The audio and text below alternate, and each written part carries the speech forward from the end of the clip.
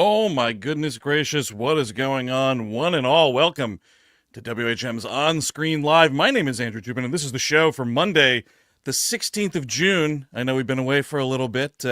Pretty busy this summer, y'all. Pretty busy. So we're happy to be back. We got all four of us locked and loaded, ready to talk about movies. We're going to bring them in because we got a lot to talk about today. First up, let's see if that microphone's on. Mr. Steven Sadak. I think it is, right? Yeah! Had a little bit of an Ethan Hunt to get here we were talking about. Yeah, but dude. Of course, I always do it. By the way, I don't know if anyone saw it, but we watched the Doobie Brothers live on the Stephen Colbert Show last week. Thanks to Tyler Boyd for getting us those tickets. Really nice guy. Totally. And Andrew had the best time watching the Doobie Brothers. Everybody else, I don't know, that video that Eric shared, Andrew was the one that was into it. Not that I wasn't into it, but I do want to commend you.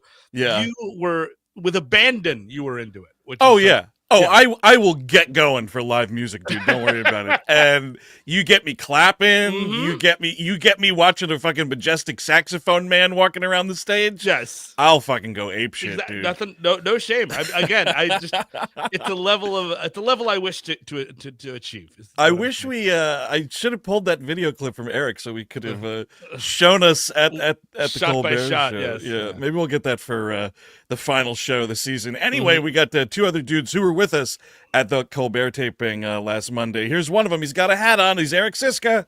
Oh my God, this guy, speaking of going ape shit, this guy's going ape shit. This Wild Dog, you guys ever read this book? Yeah, he's a troublemaker. He'll drive down the street shooting people. That's a superhero. What is he, the Los Angeles County Sheriff's Department? How is everyone doing today? Doing great. Good. I would argue that Chris and I are doing better than the two of you. I'll bring Chris in so we can discuss that. Here's Chris. Hi there. Eric, shouldn't it be, it's podcaster of podcaster, shouldn't it be copier of cats? There for reading right in front, right when we get to it. Sure. Disgusting. But you never read Wild Dog, did you?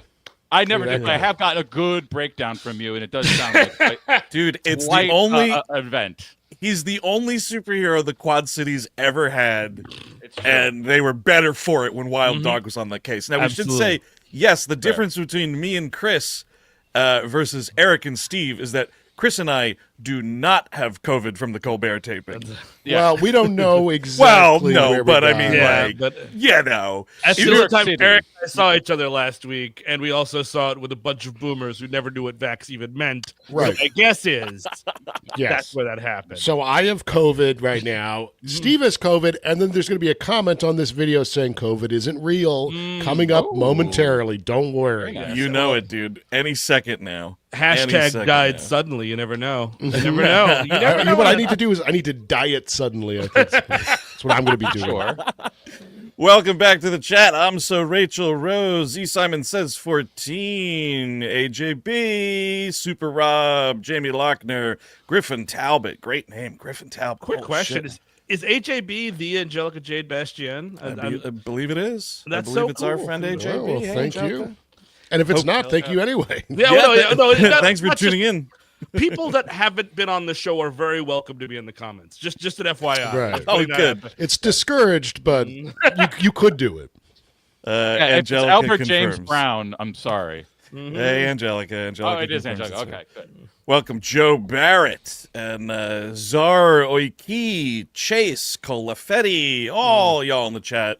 Let's get into it. We got a lot to talk about today, a lot to plug, of course, also some big news as to what's going on this week. But first up, it's been a while. I had to change out a whole lot of posters for this week's show. Let's talk about what was going on the box office this weekend, I should say. This is Highest Gross.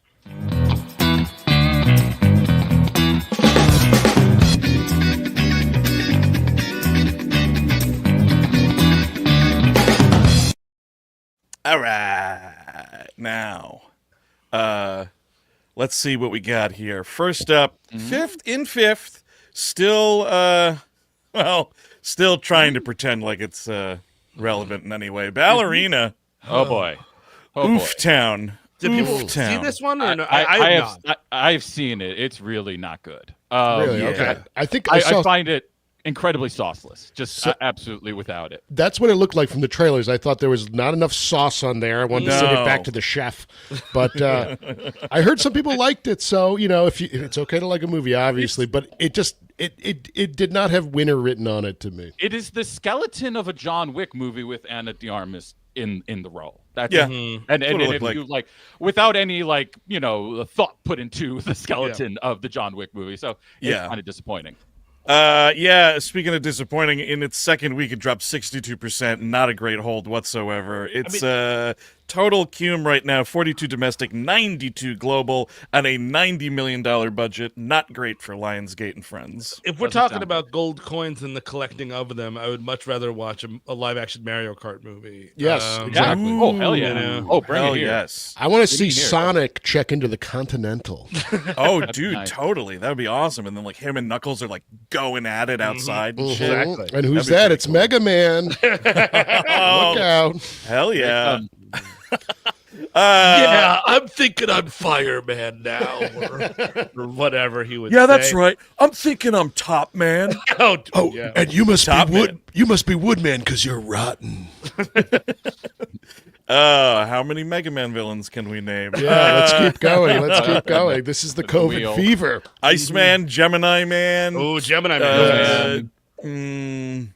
Dr. Wily, of course. He's a villain. Booger well, Man. he was the ultimate villain. Yeah. So it's a Sega Genesis, the Booger Man. Yeah, Boogerman for sure. Different game. Different. I was game. Booger Man this weekend. I got the green pellet of COVID. That was Booger Man. I'm Booger. I'm still Boogerman. Remember that was when you would get an extra life in that game or a 1-up or whatever. He would go Booger. Yeah.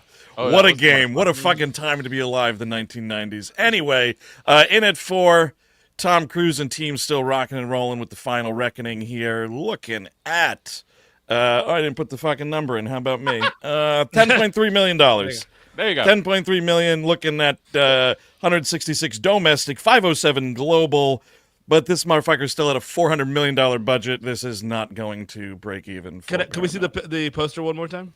You bet your sweet buns. That was me watching the movie. That's what you're. Oh, okay. Oh, all right. Almost a smile. It's almost a smile. Okay. You're getting there. All right. We'll get to it. Can I see the poster again, real quick? For God's sake. So, Steve, you fell down on the way to the concession stand. Is that what happened? Yeah, and I lost 30 pounds, and I was much better looking. Oh wow. Well, I took that header down the stairs going to the concession stand, and I came up more handsome than ever before. Same height, though. Same height. Only 30. Okay. All right. In at 3, this is the first new movie on the list here from A24 Materialists. Looking at, what did this motherfucker do here? $12 million, actually not too shabby. This was the third highest A24 debut. Chris Cabin, you're the only one that saw this. You want to do a capsule review? Take it away. It is the worst thing you're going to see this year. I can't. Wow. I have such a hard time believing there's going to be something worse than this. It just doesn't make sense to me. Ooh. Now, to be clear, if you're the type of person who's like, oh, the camera work is okay and everything's moving the right way, and that is a good movie, you are going to disagree with me. It looks, if you don't pay attention to what's going on, I could see somebody like, that was fine. I don't know what people are talking about. If you pay attention to what's going on, it is unbelievable how empty this thing is. Really? Well, Chris, beyond the Thunderdome. It is just unbelievable that they allowed this. I read on the internet that you just didn't get it. Oh, that's real? Okay. That's possible. Yeah, sure. Right. Yeah, so maybe you just didn't get it. Yeah, no, that's possible. Who said that? You? No. That is the biggest. A total nobody said it. It doesn't matter. The biggest. What do you call it? There, the biggest problem I had this weekend having COVID was I couldn't go and see The Materialist. Me and my wife, especially as the reviews started coming in that nobody liked it, that Angelica didn't like it, that Chris absolutely despised it. I was like, oh boy. I got so excited for it, and then I had COVID. So we're gonna go on Thursday. I think. Tests going. It is the movie you are looking for, Steve. I know that for sure. The only thing I was thinking of is, Steve is going to be cackling. The funny thing is I didn't see a trailer for this movie. I mean, I know Celine's song. I actually liked Past Lives, but sure. I don't know a single thing what this movie is about. I know like the 3 people who are in it, and that is it. I'm actually genuinely stunned that this was 3rd at the box office. I saw like nothing for this anywhere. Maybe it was just me. I saw almost no advertising for this. Wait, three people. Does Dakota Johnson qualify as a person? Chris Cabin, how was her performance? Because I find her to have the personality of a desk chair in most of her roles. She is definitely not the issue here. Really? I don't think the actors in general are the issue, though. Okay. I think Chris Evans and Pedro Pascal are not good. She is just, she's holding this thing together. It's not held together. So that, I guess you could call it a failure. I want her to have a movie with Scott Eastwood. I think we're going to get these two together. Chair and car going at it. Yes. Yeah, they got to throw at each other. Maybe. One day we might see that. Maybe when Madam Web 2 comes out, that might be it. Scott Eastwood as Carman. Sure. Our friend from the Authorized podcast, Johnny Pomato, says he's got a rule of thumb. He only sees one Pedro Pascal movie a year. Fair. Yeah. So That's a good point. So I guess, Johnny, are you saving it for Fantastic Four First Steps then? Is that the idea? Don't you? Because I am. Yeah. So that sounds like a big whiff there, Chris Cabin. But still 3. It's tough. Yeah. But John, I got a question for Joe. How are you splitting Fantastic Four and Eddington? Isn't that going to be? Yeah, that's the question. That's a tough call. True. He's in the Ari Aster, and I can't wait. Well, you watch half of one, you walk out, you go to the other. Fair. That's the move. That's a fair point. There you go. Or you close your eyes every time he's on screen in one of them. You go to both. There you go. You're like this in Fantastic Four. When somebody says read, you go like this. Oh, man. Coming in at number 2, Lilo and Stitch, the live-action remake. First of all, I love this. Look at this little guy He's celebrating adorable. the new year. I don't know. There's nothing to celebrate, Lilo. Or is that Stitch? Yeah. He's Stitch, I He's believe. Stitch, yes. What's Lilo? A She's little the girl. Yeah. Okay.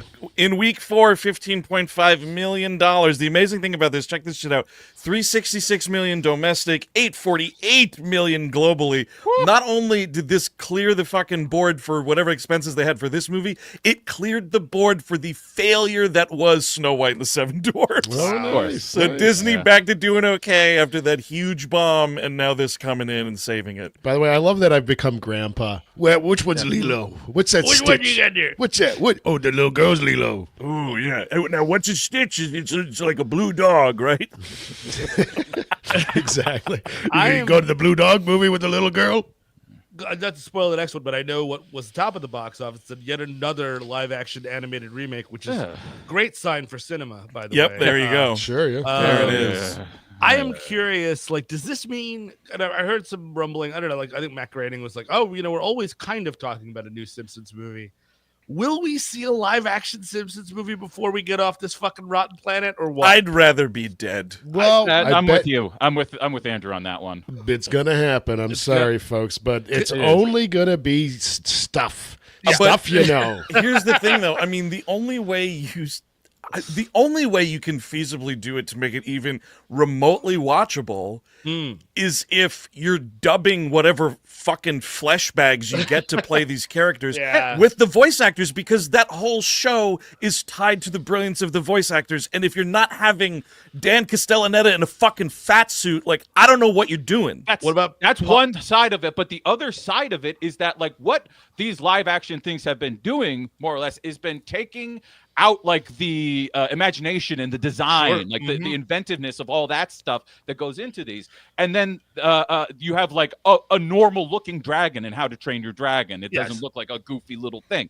But something like this, I really want to know who wants to see a kind of accurate depiction of Homer Simpson and the family. Like who would ever want to see that? It's going to happen. There's I know already it's going to happen, but I hate it.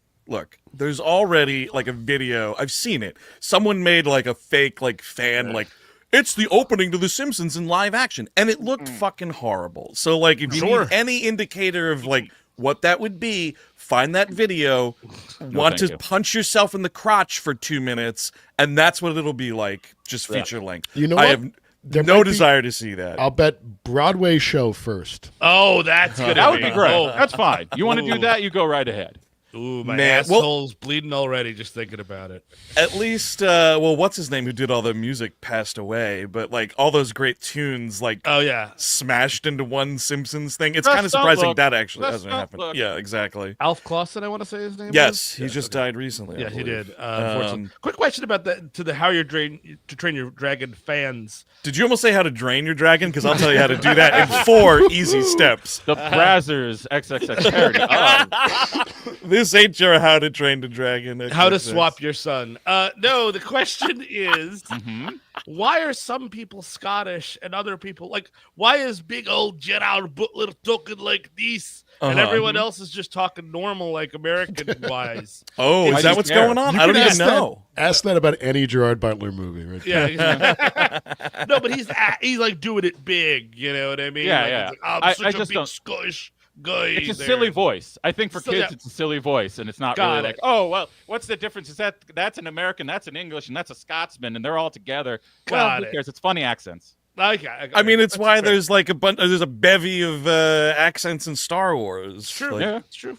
It just is Same what thing. it is. Listen, I'd rather have Gerard just speaking like he speaks, maybe like, Sure. cartoonishly a little bit, but like, I'd prefer that versus him trying to be Mike Banning and flatten that accent out. We got a real comment. Greg Whitehead says that it's an assortment of dragon killers from various regions. So it is brought up in the film. There you go. Okay. There it is. Question I had asked. Wow. Appreciate it. Greg Whitehead fucking set you straight, Steve. So now Listen, I don't need all the jokes all the time. A real answer will take me very far. $83.7 million for this fucking creatively bankrupt shit. And Nuts. marking the biggest summer opening for a movie, topping Thunderbolts, which was $74 million. And the thing is, it'll be interesting to see what happens to this guy. It's going to run up against competition immediately. That new Pixar movie, Elio, opens this Friday, and it's a little kid meeting Gleep Glops or whatever. Really? No, I don't know. Square They might- pizza? Or I what do we- think I think it might hold. I mean, this is the first time I've heard about that Pixar movie, and I'm in the business. Look at me, I'm in the business. Yeah, I wonder. you're wonder. not wrong there, dude. It could easily be that. Yeah. Because it is a known quantity, whereas Elio Yes. is absolutely not. I don't even know what that movie's about at this point. No. So, and like I have usually known what like Encanto, Yes. or the Bones. I forget the name of it. Before that, Coco. That's Coco, what- yes, Coco, yeah. Coco's Yes. great. Yeah. Well, to be fair to it, I saw a little thing on like Disney Plus, and it's like a little kid that like meets aliens or something like that. It looked kind of neat. It's an interesting thing, and it's not a fifth Toy Story movie. So like, That is, I give you them know, that. That they haven't exactly. gone. I mean, they are doing that still. They but are, haven't exactly. fully gone that way. I do wonder though, since this is now DreamWorks doing the Disney thing of let's do our live action version of our biggest animated thing.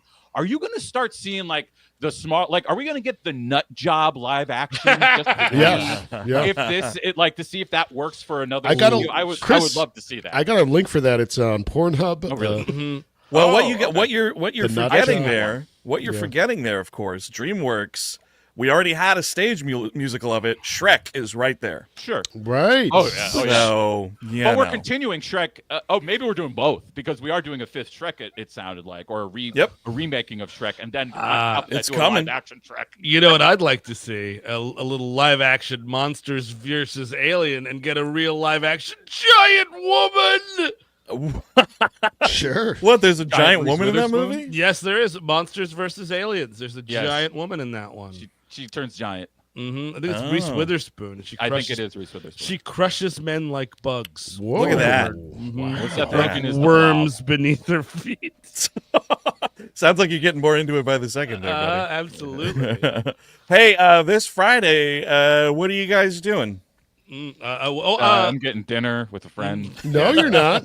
I've What? got so many Oh. plans on Friday. We are going to be right here on the internet, of Oh, course. right. 9 p.m. We got a Superman 2 live show going on, y'all. This is going to be a lot of fun. This Friday the 20th, 9 p.m. Eastern, we're going to be doing that. And and it's going to be everything you wanted to be and more. Talking about Superman Yeah. fucking 2, one of the most divisive superhero sequels of all time, I feel. One of my top 5 most watched movies of all time for me. Like I've seen this movie. Have you seen it more than part 1? Yes, for sure. 100%. I've seen it more than part interesting. 1 too. Yeah, I mean, this was on a lot when we were young. For you people, it was eons ago. Ask your grandparents when that was on television.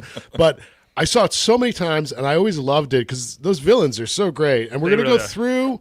It's going to be a full episode. We're going to talk about both versions, compare, contrast, have some fun, have some laughs. There's an after party where we're going to get sloppy at. Ooh, Slop City, and we're going to be answering your questions. So you buy a ticket, they prompt you for a thing. Hey, you want to ask a question? Fill it out there. Or if you're a patron, we will be putting out a thing on Patreon saying, hey, list your Patreon cues here, and we'll do that there too. And 14-day replay after the fact if you can't make it Friday night. And that includes both the show and the replay, the after party Q&A.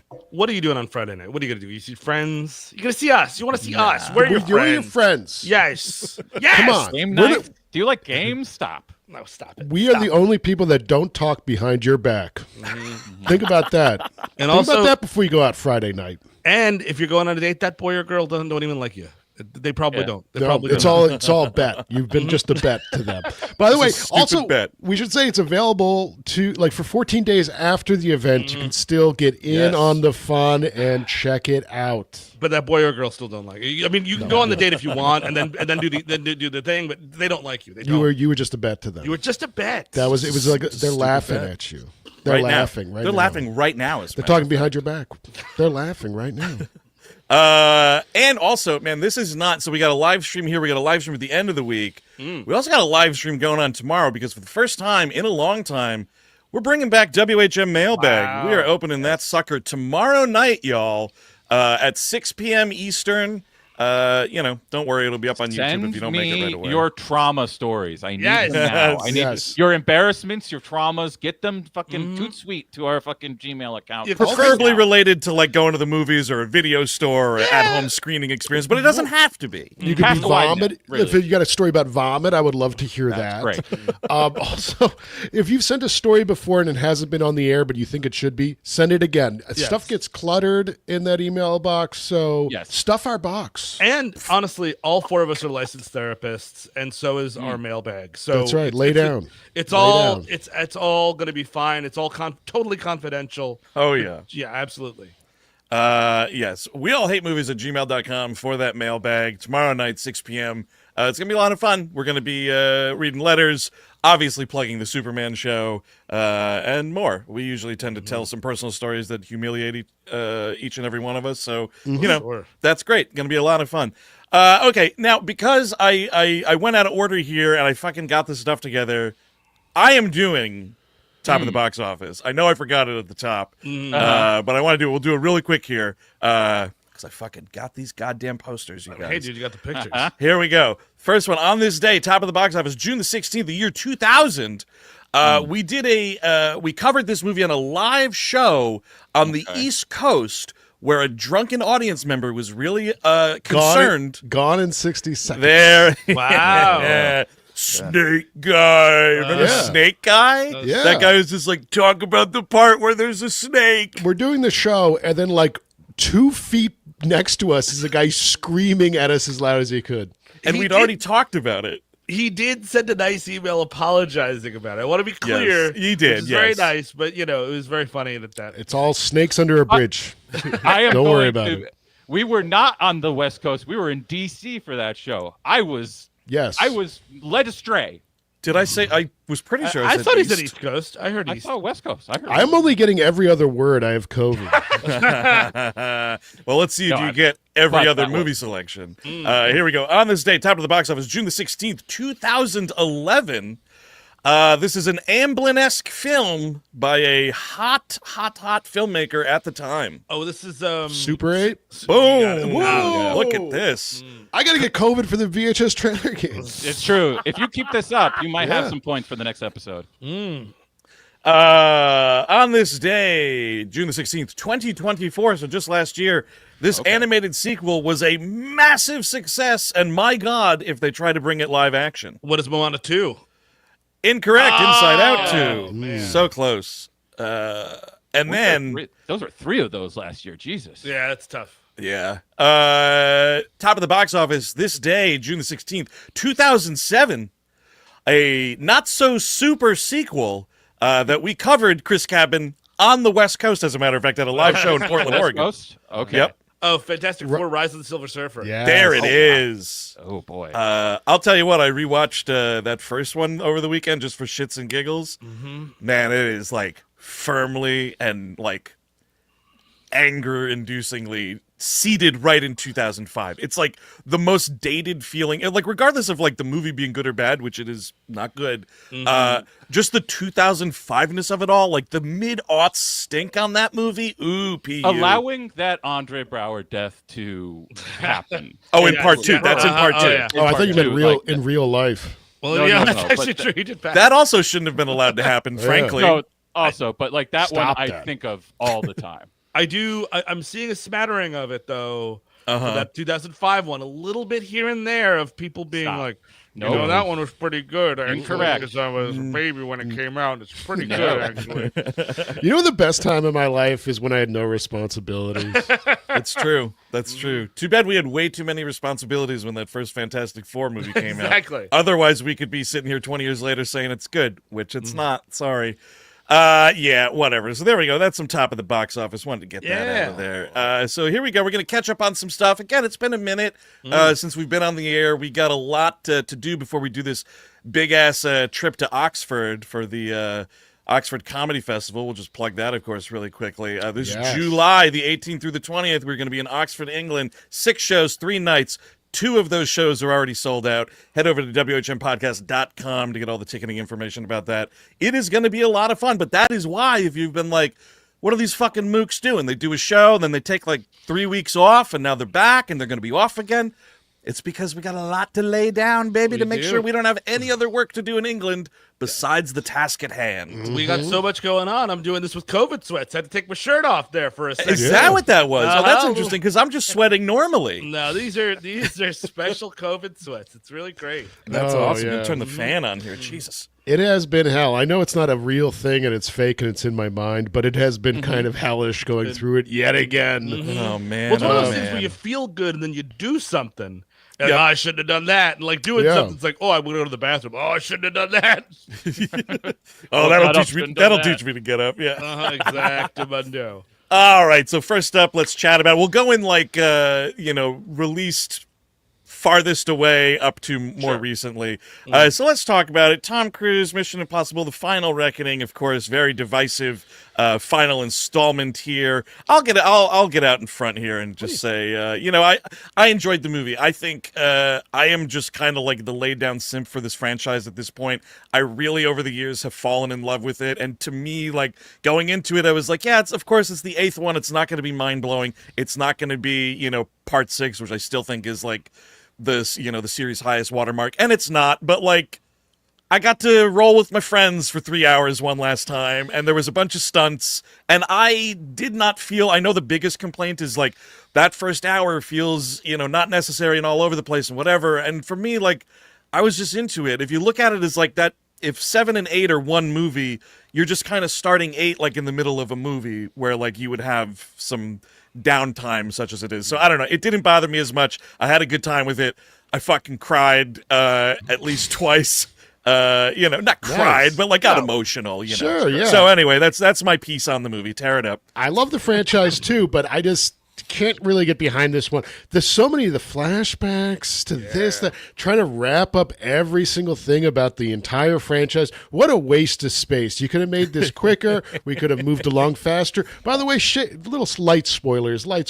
Shea Wigham, I don't need him to That's be dumb. John Voight Jr. I will And the agree that's ending dumb. where it's like, oh, That's ridiculous. no, handshake because I'm good John Voight Jr. now. Do you think Chris McQuarrie and Tom Cruise were watching the movie at the premiere and they were like, oh fuck, that part got left in about John Voight because the rest of it we deleted from the end of the movie. Oh no, because I will confess that part I was like, guys, not needed. Strong agree there. I really didn't like it either. I mean, like, I enjoy the last action set piece with the plane. Yes, honestly, very good. Great kill too. Great kill. Yeah. To be quite honest, I was even let down by the subsequence. I know everybody loves the subsequence. I love it. What? I kind of agree. It was slow to me. It was very slow. It's wordless. He's doing Rafifi, the heist scene from Rafifi underwater. You guys, no way. That's great. No. What was Rafifi? 70 minutes. It's just one of those things, though. About it, it's like sort of like, oh no, it's 2 hours. They had to explain. Oh damn it! They had to explain everything about it for an hour and a half, and they were explaining it in the last movie. Like, it was so built up, and it was so like the reason they were talking, the reasons of the thrilling part is like, oh man, he might get hypothermia and die if he gets to this level and that level. And I was like, I don't care about any of that shit. Like, with the, I just that's where I was at, and I mean, honestly, like, this one, my last piece is great cast. Everyone is sitting on their hands looking at Tom Cruise, and I know that's sort of the stock and trade of this franchise, but other movies have done it much, much better, and other movies have used this cast much better, including Palm Clementif and Simon Pegg, etc. There you go. I think once we let him go and he's out doing the thing, it's good. Mm-hmm. But the problem is there is 90 minutes before that happens. Yes. And maybe closer to 70. Don't get into my argument here with this. It's around that area. And you can't every other one of these movies, including the last one, has at least that first hour grabs you. And like, you're immediately into it, and you're not doubting what's happening. The problem with making me doubt it for an hour and some minutes is that, like, yeah, I have to warm myself up a little bit. Thankfully, they have that great submarine sequence when they're down with Katie from O'Brien. Lies Bleeding, Katie O'Brien, and the guy from Severance, who is great. He is great. Yep. He is really fucking good. Tremel Tillman, yeah, dude. Tremel Tillman. Look out for really, really Tremel Tillman, dude. That guy is going to be one of our next biggest movie stars. He's amazing. But I thought the submarine thing was great. I thought the showdown with Gabriel was great, and that's enough to make it like okay in my book. But it's, again, to Eric's point, it's a 2 hour. It's almost 3 hours, right? It's like a full 3 guy, right? Of 250 something. Yeah, and like it's too much to be allowing for a full hour. Where I felt like, guys, just go. Stop trying to set the fucking table. Mm-hmm. Just go. I that is the one thing you are allowed if this is like a 2-part thing. You can just hit the ground running. You don't have to explain your shit to me. As much as I like seeing all these actors, including Shane Whigham and Whittingham from Ted Lasso, Waddingham. Hannah Waddingham. Doing a pretty decent American accent, which was very confusing for me. Yes. It was pretty good. All fine and good, except for, like, I need you to just start running. And Tom Cruise is usually good at that. And this time he wasn't. So it is my least favorite of these, for sure. Easily. I put it behind number 2. Number 2 is still my least favorite. Really? Yeah. Much better movie to me. I kind of agree with that. I know people love the woo-ness of 2, but man, Doug Ray Scott. I'd rather have fucking Jim Phelps Jr. Really? Oh, wow. I mean, if it like mattered at all that he was Jim Phelps Jr., then he should have been like the secret villain of the movie. Sure. You know what I mean? It's just such a dumb detail. It's so fun. I'm looking at the chat, there's some questions like, how did he survive in the water that long? Newsflash, it's a movie. That kind of shit, I'm like, why are you bothering with the headspace? It's a movie. That's why. But also, why did the hero get hypothermia and die halfway through the movie? I don't know. Halfway through the movie, you're like, it's like, oh my god, is he gonna make it? Is he gonna get out of this water? He's getting out of the water. I know. Yes, exactly. I mean, it can still be tense. Like, that's the thing, is it's not like that scene wasn't tense. But like, the one thing I can say about these movies is I'm never like, well, how does that make any sense? And it's like asking, how did Captain America do that? Well, he's a superhuman. It's a movie. Like, it's just a movie. It's not even a movie thing. It's this character specifically. This guy does not do this. Like, he always survives. I think the religious the nigh religious insistence that he's going to make it through, and like, I will gamble the entirety of the human race. Like, the stake is too high. I'm sorry. This is my other problem with it. It's gotten to science fiction with the entity.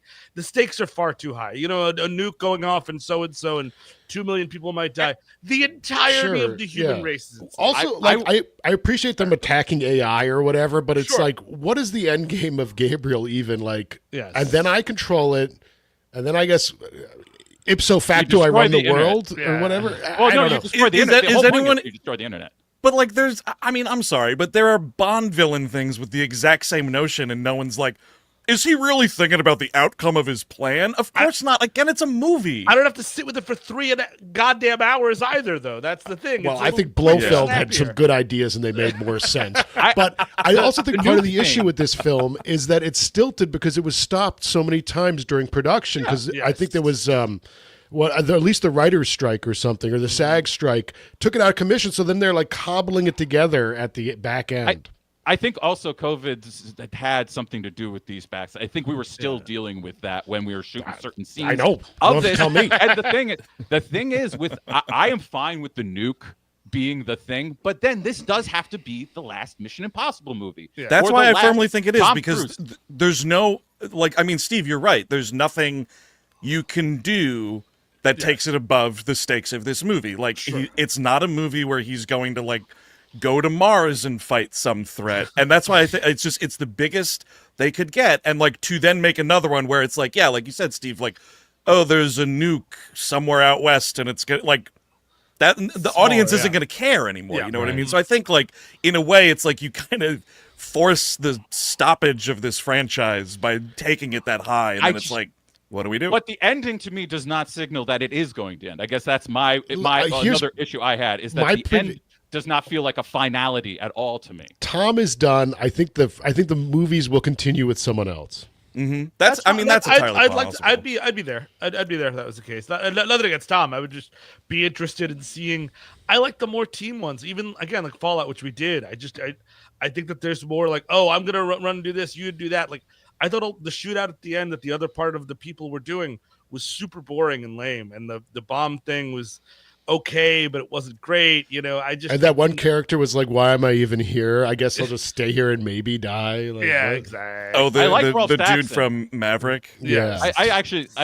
But Ralph Saxon from the first movie, I did like him and his wife. God. Oh yeah, that's adorable. Ralph Saxon as Knife Guy is like, it's honestly one of the highlights of the movie for me. Like, and it was great because it's not just like, you remember Knife Guy? Yeah. He's back. Like, the dude and his awesome wife are like instrumental to the end of the movie. It's way more than like a 2-second cameo. I was expecting like it to be like, oh yeah, Knife Guy, and then he gets like shot in the head immediately. Yes. And the fact that he had like so much to do in the movie, I was really pleased with. Like, he definitely earned that character poster. There's no doubt about it. Yeah. I don't know. I mean, if it goes the other way though, you're talking about the finality of it and whatever, then you get something like No Time to Die, which like, that's like one of the biggest wet fart. Like, you tried finality in a very real way, and boy, that sucked even more. I fell asleep during that movie. That is of all the things that we have to get done before we go to Oxford. I've told myself, because I need to. We're going to talk about Quantum of Solace. Correct. I want to have seen the whole Craig thing, and I still haven't seen that yet. That is like the bottom of my fuck. I have to do this. It sucks so bad. I have to watch this piece of shit. I know that sucks. It sucks so bad, and that's when it's like, if you ever like, you know, I immediately thought about it specifically when I saw people like, oh, the end of this movie ends like all of those Mission Impossible movies, with the crew looking at each other, nodding and going away. Yes, that's how a lot of those movies actually end. And immediately I just was like, the other side of that is No Time to Die, which is one of the dumbest things I've ever seen. And it's also 2 hours and 43 minutes, like fucking John Wick 4 too. Like, let's just cool it with the grand finale of your action franchise. How about you make it fun and exciting like the other ones were? How about that? Yeah, I would argue plotted. That'd be fun. John Wick 4, I think, actually does feel final. I know it's not now, but when I watched it, it did actually feel like a final moment. Sure. and that I just didn't feel with. I didn't feel with James Bond, and I didn't feel with this. John Wick 4, you could cut an hour out of that movie, and you'd be just fine. I can't wait for I love that John movie. Wick 5. Yeah, I think I'm a clone now. Oh, dude, I'm a yes. The John Wick laboratory, and it's just an army of clones of John Wick. Hell yeah. You killed. It's me, Ben Wick. You killed my twin brother, John Wick. Right, exactly. I'm thinking the twin is back now. Yes, By the way, Ben Wick, I'm actually kind of more of a cat guy. Oh no! And now Ben Wick's cat's in trouble. Oh no. Looks like your cat didn't have 9 lives after all, Ben Wick. Etc. We got to get going here because we are almost at the top of the hour. Jesus Lord. See, even you're trying to talk about Mission Impossible, the conversation goes too long. Way too long. So here we go. New one from Wes Anderson, The Phoenician Scheme. Oh, can I say I was scheming to see this weekend, but then COVID had other ideas. Oh, yes. Yeah, so this is out from Focus Features. It's not doing as hot as Asteroid City did, but I don't care, and I don't think Wes Anderson cares. I think this was like the movie of his I'd enjoyed the most. While I should say liking Asteroid City quite a bit, this is the most I've liked a movie of his since Grand Budapest. I was really into it. I think this movie is really fucking fun. It's probably his funniest movie, minute for minute, shot for shot. There's just jokes all over the place. It's goofy in a great way. The cast is fantastic. I'm with you, Andrew. I think that this is one of my favorites of his in the last 10 years for sure. Yeah. I mean, I, as you all know, I love this guy. Asteroid City, I think, is incredible. I think he's just been hitting home runs nonstop. The one thing I will say about this that I really liked about this is that it feels like he's taking a lot of lessons he learned in the sprawl of Asteroid City and Grand Budapest and The French Dispatch, which are big, huge stories with insane amounts of characters. And he's bringing all of the tightness that he found and all of that, and like the framings of that, he is putting towards a smaller story, one that feels much more like the pre-Darjeeling era, like where we're talking like Life Aquatic, Royal Tenenbaums, Rushmore. That kind of relationship feels like what's at the center of this one, and I really love him and his daughter, Benicio del Toro, and his one daughter. Yes. It's just an incredibly funny movie. It's an incredibly moving movie. I think the acting is crazy, and of course, I mean, it's Wes Anderson, so it all looks nuts. It's just frame for frame, it is probably one of his most beautiful movies, just in terms of what he was able to just cram in there, and just like, you know what I mean, like he's got complete control of the over the box that he is working within. It's really, really cool. I mean, those kinds of like precision movements and details and things like that. That harkened back to like Tenenbaums for me. I think Tenenbaums is one of his most like detail-oriented movies, and I thought it was great. I think this is the best Benicio's been in a really long time. I liked him in No Sudden Move, and he's fine in the little bit that he's in French Dispatch. But like Reptile, Dora and the Lost City of Gold, people liked him in that Escape at Dannemora, the Ben Stiller show. I didn't see it. He's very good in that. But then you got like, Sicario 2 and whatnot. So it'd been a while since I've seen him like really rock in a movie that he's in every scene more or less. Which is kind of fun. Like, he's been riding shotgun with Wes for a little while. He's in what is he? He's in Grand Budapest, right? Or he's up in French Dispatch. He's so good in French Dispatch. But that's like a smaller role. Like this is Benicio just gets to run with it. It's so fun. Yeah, no, it's great. I'm looking. I don't think he had worked with him before French Dispatch. Yes, does not look like it. I thought it was great. I was also like, I like that it was still like a little nasty, a little sour, a little cynical, and that brought me back to like Life Aquatic. I think Life Aquatic is a very like sour, can be like nasty at times kind of vibes in that movie. I was all over it. Yeah, I think that it also fights not, and I don't think intentionally either. But I think it's not like, I don't think Wes Anderson reads what people say about his shit. But I think it fights a lot of the stuff that comes up with Wes Anderson stuff, the genteelness, which I never get because his movies always have weird violence in them, emotional or otherwise. Like if you watch them, they're actually pretty aggressive. But like, color me no emotion. Exactly. Color me no emotion. It's not good. Pastel me no emotion. I don't know. Understand. It's so cold and blow. It's that, and plus, like, there's a lot of talk about wealth in this movie that's actually kind of interesting as it goes on, and like what the message of it winds up being. which again, people are always like, oh, it's just a bunch of rich people just sitting around drinking Yeah. tea or whatever the fuck. I'm like, have you Right. seen the movie? No, Did you watch it? No, because what that is, dude, that's the same people that are like, Martin Scorsese only make gangster movie. Exactly. Yeah. It's the same thing. So they're stupid on both counts. We're gonna keep it going here to keep this train going.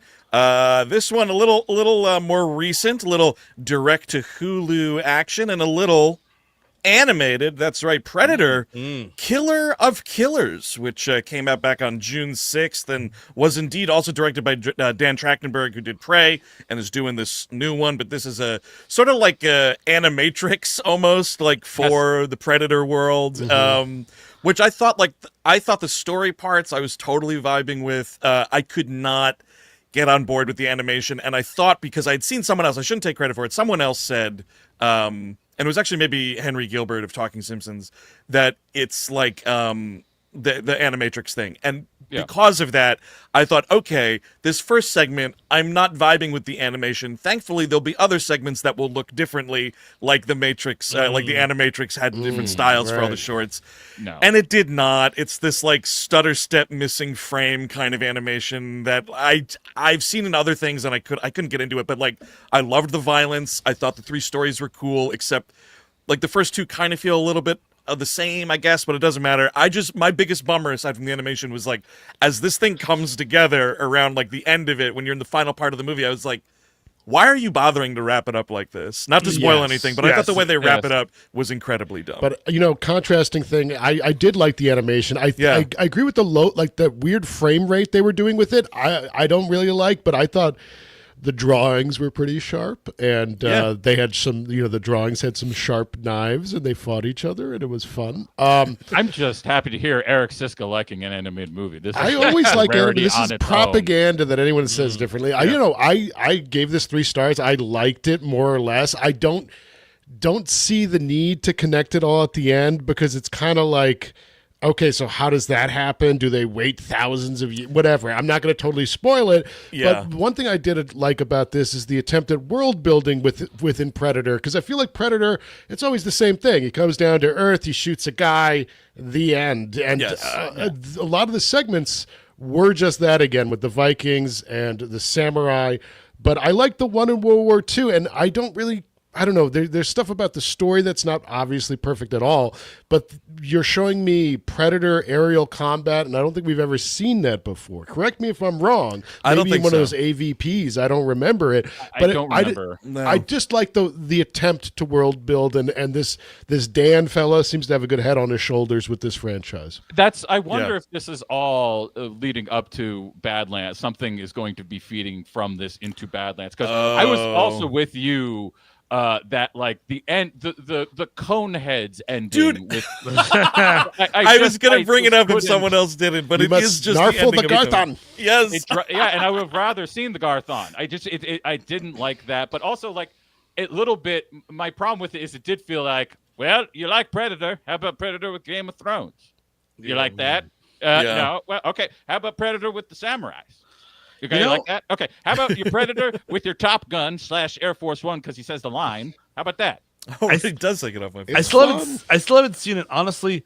What do you call it there? Shane Black's, was it Predators or the Predator? The Predator. Predators was the Adrian Brody That's Nimrod correct. Atal film. Yes, The Predator left such a bad taste in my mouth. I never watched Prey. I wanted to. You got to watch. Prey. I know Prey is is really great. good. I want to get to Prey, but I'm love just sort Prey. of like, more Predators? ? But I know that I'm wrong. I'm wrong. Yes, you are 100% wrong on that. You should watch that movie. It is fucking great. I think both the Shane Black and the Nimrod Atal movies, both of them, I fell asleep within like half an hour, and I've never seen the whole thing of either.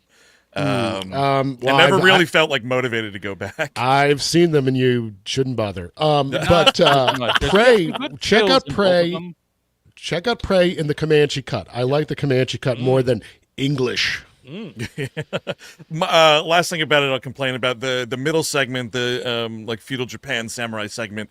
I thought that's where the animation style suited it best, but I didn't like that. There's like one sentence of dialogue in it, and I don't know what I was like. Do you not want to have like Japanese voice actors do that. Like I didn't understand like what the issue was, but it was driving me crazy, especially because on the other two sides, the other segments are very talk heavy. Yeah. And this was just silent for no reason that I could really figure out. And then like a dude says like one thing to another dude at the end, and that was it. And I was like, why couldn't they be talking while they're fighting this guy? It made it harder to get into the action that way. I guess they're quiet people, at least back then. That's what the movie's telling me. I guess. I don't know.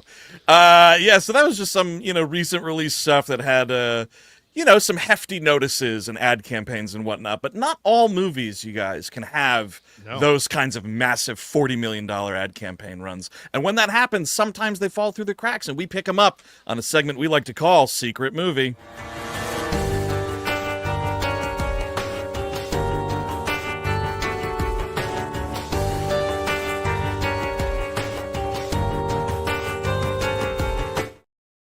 All right. Now, Eric Siska, your solo on one here was something that we actually tried to catch at South by. Yes. But the schedule didn't work out. But I wanted to include it, even though you were the only one that saw it, because you had some high praise for it. So this is The Surfer with Nick Cage. I really liked it. I was expecting, a dirt movie, right? Like one of these pieces of crap. He churns the hell out. Gunslingers again. I expected just fighting on the beach or something, but I was very pleasantly surprised. It's well directed, well shot. It looks like a real movie. It's refreshing to see Nick Cage in a real movie, and it does certain things that it's like, okay, good move. Like, he plays an Australian, but he doesn't have the accent. Yep. You just get it out of the way. I grew up in California, and now I'm coming back to try to buy my grandfather's old house, and he gets hassled by the locals. If you don't live here, don't surf here. Oh, no. Shit. Don't tell him where to surf. But then it's like a lot of it's him in this parking lot, like trying to like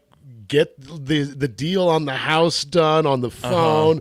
Dealing with these local ruffians, and then it starts to spiral. It's kind of a perfect role for Cage, because then you start questioning reality. Like, wait, is he crazy? Is he that character? Is he this? What's happening here? Wow. Okay. I'm not going to spoil any more of it, but as someone who had moved to a small, idyllic town where I didn't get along with the locals but wanted to be accepted and never was, it really hit home for me. I really had a good time watching this.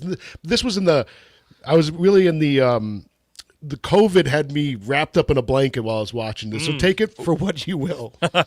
So part of the love could have been a fever dream related. But if the dream's to be, considered, I did like it. We're the Housing Association. Your door is the wrong coloring, dude. Exactly. You can't park a boatily do in your driveway, gee. You guys are wait. I thought only I saw this movie. You guys are doing the quotes from it. Man, my wife learned an amazing Australian slang term yesterday, and I fucking forgot already. But ever since we watched that traumatizing documentary about that fucking ghost house fire or whatever, the haunted house fire, and they were calling bikers bikies. Yes. I've been obsessed with Australian slang. I love bikey. So that's awesome, man. I definitely wanted to check out The Surfer. I did not have enough time this weekend. But yeah, I definitely will be. And then the last, I think all four of us watched this one, and this is definitely firmly rooted in secret movie territory, only because it stars Scott Adkins. It is his new one, Diablo. Hell yeah. Oh yeah. Hell yeah. This movie, Steve, we should let you take it away. This was your intro to the Adkins-averse. It is. It's my first time with... I mean, I saw Adkins in John Wick 4, and maybe he's been in other movies that I've seen in lower levels, but this is my first, Scott Adkins joint, and I was sort of like, okay, it's kind of cool fighting, the milky cinematography was a little bit much for me. I was kind of bored until we get to that bar sequence and all hell breaks loose, and I'm like, oh, this movie's excellent. This movie's awesome. I'm way into it. Is it Marco Zaror, the other guy? He is fantastic. Yes. In Mark Strong cosplay, which I love. Yes, when he showed up on the screen, I was like, wait a second, is that Scott Adkins in a bald cap? Is he playing two roles? Dude, I thought the exact same thing. Looking at the poster art even, I was like, wait a second. Mm-hmm. By the way, in from the internet, Chelsea just texted me. Apparently, a slang term for a mailman down there is a postie. Ah, yeah, the posties. Oh man, look, the postie's coming down the road. Oh my God! Hell yeah. Beautiful language you guys got down there. This movie's awesome. It is Scott Adkins plays a dude. I don't want to give too much away, honestly, and you shouldn't watch the trailer. He kidnaps a teenage girl for righteous reasons, I'll say, and then has to like fight off other dudes who are also trying to kidnap this teenage girl. Right. What's funny too is he's kind of dressed like Travis Bickle throughout this. Yes. A little bit. Yeah, that's Well, true. a lot of it is him driving this girl in a car, so it sort of works There out, you I go. guess. Car driver. It has, I think, Steve, you said it on Letterboxd, it has an outright Looney Tunes final action moment that is so awesome. So Yes, silly. sir. The fights are great. The fights Yeah. are great. Yes. I love the part where he Scott Adkins is reluctantly fighting an entire football team. So Yes, it's fun. Yeah, that gas station parking lot Yeah. fight. Yep. And Marco Zaror, again, dressed as Mark Strong with like a really any lighting hits this thing. That guy shaved his head yesterday. Yes. He's got this like metal arm that he can remove the fist, and then there's a knife underneath. Yep. What do you need? That's it. That's the movie. Beautiful. That's smart. That's smart because you get rid of the cane. You don't have to even bother with the cane. Why even have the cane if you just have the cane top as your arm and your Yes. hand? That's Exactly. easy as hell. Oh, wow. Tony King in from the UK says they call them posties over there, too. Maybe Oh. we'll see a postie in a couple weeks. Hell yeah. I'm gonna go see a postie. We're gonna By the start way, speaking Zaror- the Kings over there. Don't worry about it. Zaror also in John Wick 4, but also Yes. look for a movie called Fist of the Condor that he stars in. Crazy fight. It's also directed by this guy whose guy? name Oh, it's the is same guy. Oh, good. Ernesto Diaz Espinosa. Yeah, he also directed that movie. He's done a couple things with Marco Zaror. Marco Zaror is a Chilean actor. Yeah, just that dude's awesome, man. Honestly, like it's like if Jaws the Bond villain was just running around like a shitty DTV movie, you know what I mean? Like that's kind of what it felt like, but like good. I know that made it sound like I was Yeah. like talking shit about it, but like I watched all 91 minutes of this last night just gleefully. It's charming. It's just a fun movie, and like Yes. there's no fat to it. Nope. It moves, and I do in the last like 30 minutes, I am so happy that everybody learned the right lessons from Ambulance and was like, we're just using drone cameras for these fucking action movies, and we're gonna get nice big shots. Of Yes. They things. get some real good ones. I mean, again, this is kind of, listen, a lot of these movies are garbage, but like when you get one that's well made and also like it's good with the resources that it has, what that equates to a lot of the time is like just finding random on location spots to film things in. And this is one of those, they were like, we found this thing and it's got a big fucking conveyor belt on it. How can we write the end of the movie around it? And they did. And then you put drones around a real thing with real people climbing, and like, it just looks great. It looks like a movie that they would have made in like 1996. Dude, them running up that thing towards the conveyor belt, I was getting exhausted. I was Yes. just like, Jesus Christ. Hell yeah, dude. That thing's a Christ very almighty. long conveyor belt. Yes, it's super fun. It's very silly, but in all the right ways. It's movies for guys that like movies. The old Spike TV, whatever. Absolutely. It's a Damn right. Dad Yeah. for Noon classic. Definitely. Absolutely. check it Total out. Dad for Noon movie, yes. But that is going to do it. That is all we have to gab about this week. But our gabbing is not done, of course. As No. we mentioned, tomorrow night, 6 p.m., live right back here on YouTube or Twitch, depending upon where you're watching it. We are doing a live mailbag. It has been a long time since we've opened up the WHM mailbag. So get them letters in. WeAllHateMovies@gmail.com. That's tomorrow night, 6 p.m. That's going on. Of course, do not forget Friday night live, this Friday the 20th, 9 p.m., Superman 2 live show and Q&A after party. That's going to be a lot of fun as well. Them tickets are on our website, or you can just go right to moment.co/WeHateMovies for those guys. And then podcast-wise, it is still totally cool, awesome 80s month here on the Summer Blockbuster Extravaganza for We Hate Movies. And tomorrow, oh boy, gird your loins, folks. The second highest grossing movie of 1986, Crocodile Dundee. Speaking of Australian slang, we're talking all about it. We're talking about that. We're talking about how leathery he looks. We're talking about how he's dressed like an Old West gigolo. We're talking about the fucking two dead thud transphobia moments in the movie. All that and more. Oh, and Reginald Val Johnson. Hey. So Again. There you go. That'll be on the free feed, but also on the Patreon with 0 commercials, ad-free. That's right. Head over to patreon.com to sign up and get that episode commercial-free, as well as, we're not done yet, y'all. This Thursday, Lock and Load. Once in a Lifetime is back with, like, you could put Killer Contractor, like the poster art of it, in Merriam-Webster's next to the definition of Lifetime movie. It is, like, everything you want from a Lifetime movie and more. Yes, absolutely. Go watch this movie. It's on YouTube. Yes, and it was a great movie, but it was also a great movie to talk about. It was a lot of fun. Yes. Yeah, and I still regret the fact that I didn't know it was on YouTube, so now I own it on Amazon. $4 later. You can revisit it whenever you like. Yeah, exactly. I can revisit it whenever I'd like, which will be possibly never. All right, y'all, that is going to do it for this week. No show next Monday. We will be back the following Monday, which is June the 30th, for what will be the summer finale of On Screen Live. Until then, I've been Andrew Jupin. Steven Sadak. Eric Siska. Chris Gavin. Have a good week, y'all. We'll see you down the road. Bye-bye.